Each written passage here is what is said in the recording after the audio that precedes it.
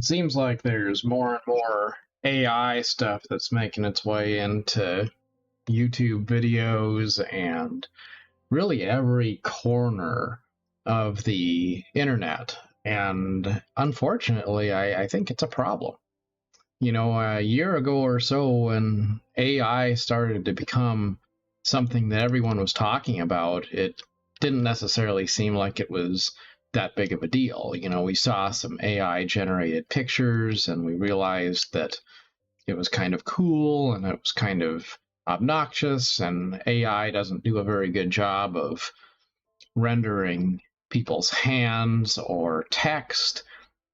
But now it's getting a little bit more realistic, and it's starting to become apparent that AI can be a tool for deception. It can be an easy way to create the illusion of something which doesn't exist.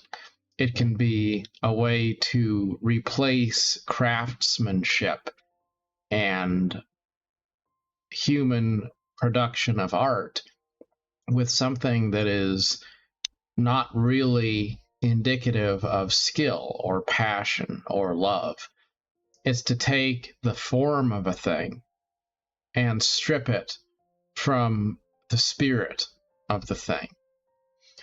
It's sort of like a golem that is made out of clay and earth, and it's the shape of a man, but there isn't anything human about it because it's just dirt that has been animated by some sort of a hex or trick of magic.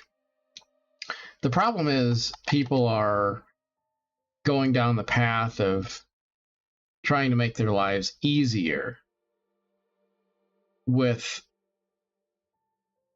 AI, and they're replacing all the things that make the effort worthwhile. I think there's an entire set of values that we get out of struggling to do things. Sometimes life is supposed to be difficult. It's not that we should try to make our lives more difficult necessarily than they need to be, but we shouldn't be trying to eliminate the entirety of the experience. If we're going to say that we can just tell a computer to create a piece of fine art based on a prompt, then if that's all there is to it, then why do it at all? It's kind of like those games where you can make your character auto run from one destination to the next, and in a way it's kind of cool, but then at some point, if your character auto runs from one destination to another and then the dialogue auto plays, well, the game is playing itself. All you're really doing is watching a cutscene at that point. So I guess the question comes down to, where does it all end? What is the end of the road for AI? In corporate settings, we're being told things like we need to embrace it. It's going to be the future. It's going to make our lives better. Of course, we're told that it's not going to, replace people or jobs or anything like that, which is, probably not true. But then it's eroding skill, and the more people rely on it, the more if they could have had skill, they don't. Instead of learning how to draw a cat, you tell AI to create a sketch of a cat, and you have something that looks like a sketch of a cat, and it's probably a bit better than what you could do. Maybe it's a lot better than what you could do, and now you don't need to learn. You don't need to get that art book and practice how to sketch something out. You don't need to really, do anything. All you have to do is tell the prompt to do it. You don't necessarily have to research. You don't have to question. You can just say, what is the truth of the matter, and summarize this. Write an email for me. How about, write me a resume. Give me bullet points for my PowerPoint. Heck, make the PowerPoint for me for the next meeting I have to go to. It just feels like on some level we're maybe cheapening life when we rely too much on some of these tools. I'm not really against them. I just look around at recommended videos on YouTube and things like that. You start to realize like a lot of what you see is AI generated. There's a lot of videos that are out there that are AI voices narrating, videos that are all AI generated images. And then at some point you realize, like, maybe it's actually not a terrible production value, but you're not listening to a real person. You're not watching real content that was generated by anybody. It makes me think about the dead internet theory, that whole idea that at some point the internet just became this sort of self-replicating algorithm that was not really created by people. It was sort of, kind of had a mind of its own, and the days of creativity online were gone.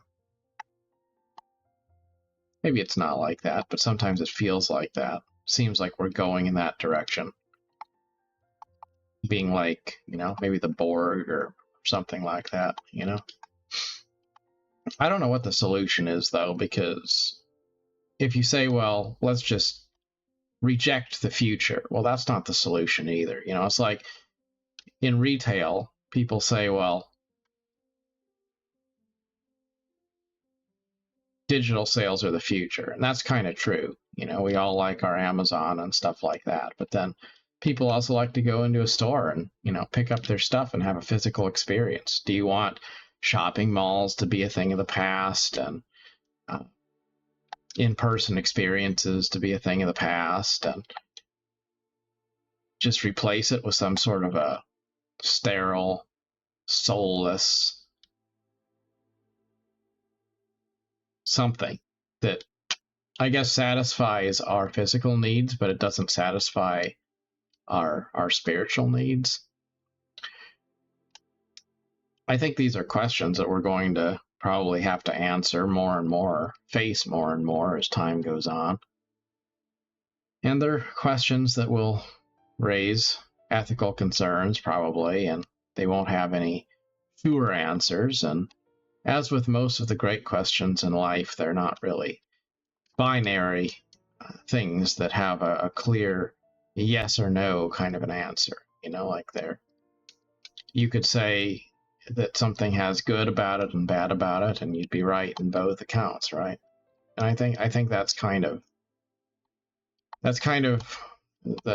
maybe the problem with life's dualities. That as much as you want to have a clear answer, we need progress. Progress is good. We benefit from it, but then we also don't want to lose ourselves along the way. Like we talk about other things too, like prolonging human life, and we of course don't want to die. But then what would happen, say, if we generated something that would allow us to live forever? Well, let's say you generated a computer that you could upload people's consciousness into. Well, that would be pretty cool. But then the ethical question of it would be, okay, so we upload ourselves into a computer, and then our physical bodies, we don't need them anymore. So if you do that, if you upload yourself, then how do you know that you're actually you anymore? How do you know that you didn't basically just kill yourself and think that you're immortalizing yourself, and really all you did was just you killed yourself and you replaced yourself with a chat bot that acts like you? But maybe a lot of people could be convinced that, hey, you're going to live forever, so just go go to the friendly, neighborhood tech center, and we will upload you onto the server, and you will live forever. And your loved ones will enjoy it because they will be able to interact with a digital version of you. You will have no health problems. You will have no problems that mortal people do. You'll just be uploaded onto the server. There's actually a television show about that very premise of people uploading themselves. But what if it's a trick? What if you're just you're being offed, and people are going to say, you should be excited about it. You should be lining up to get on board.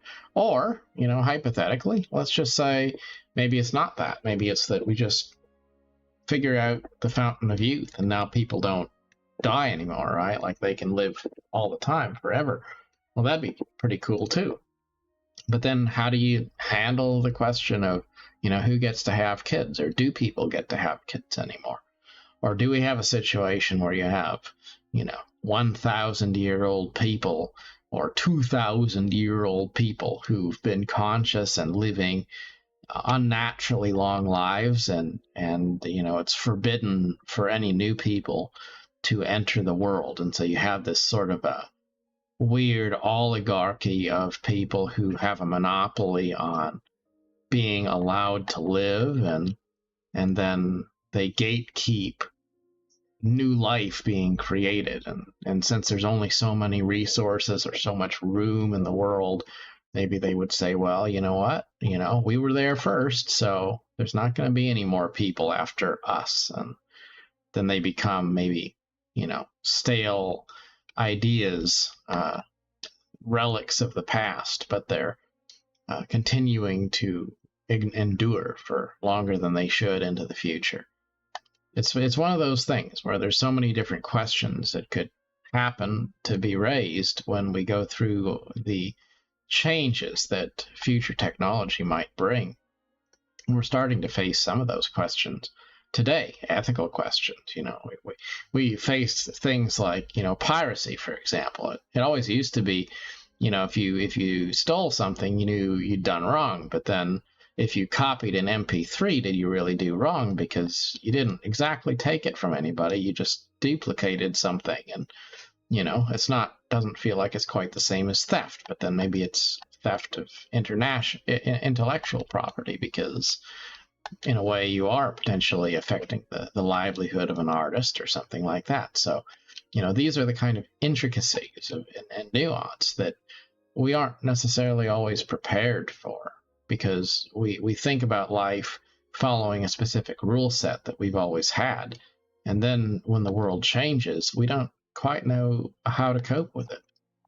I think about things like Donald Trump posting a picture, an AI generated picture of himself as the Pope, to apparently mark the death of the Pope this way. Like that was what Trump thought was a good idea, to say, the Pope has died, so let me tell AI to make a picture of myself and then upload that for the whole world to see, so that I can make a joke about myself being Pope.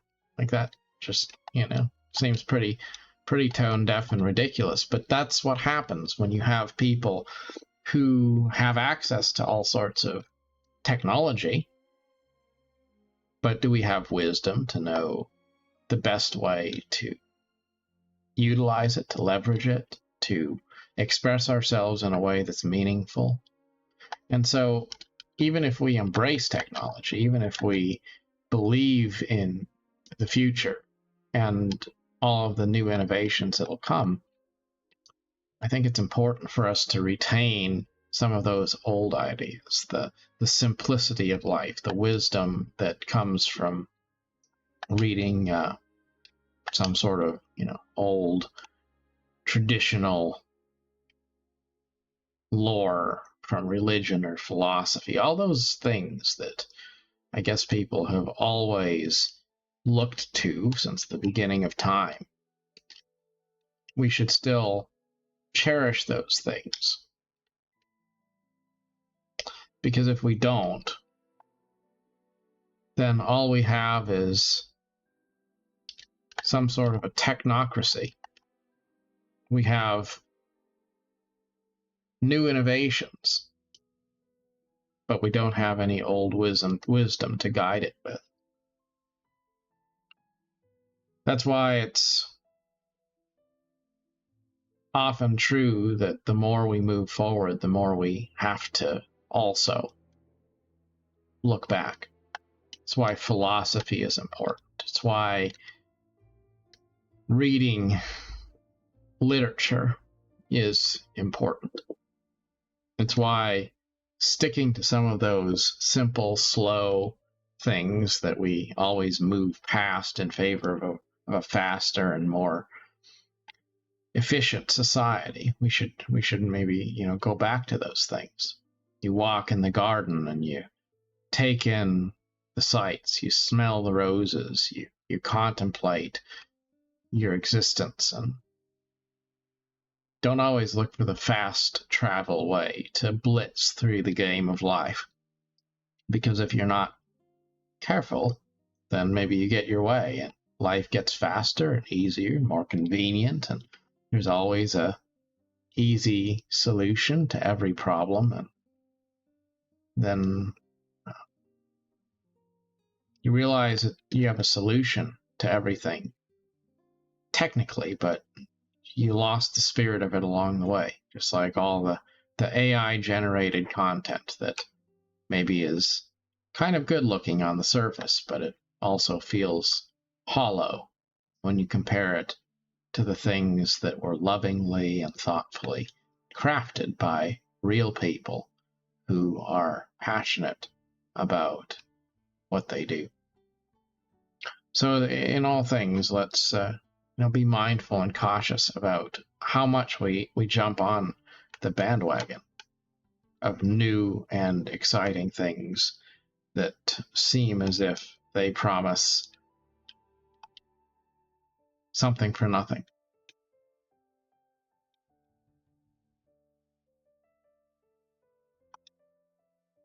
As always, good luck on your adventure. Till next time, thanks so much for watching.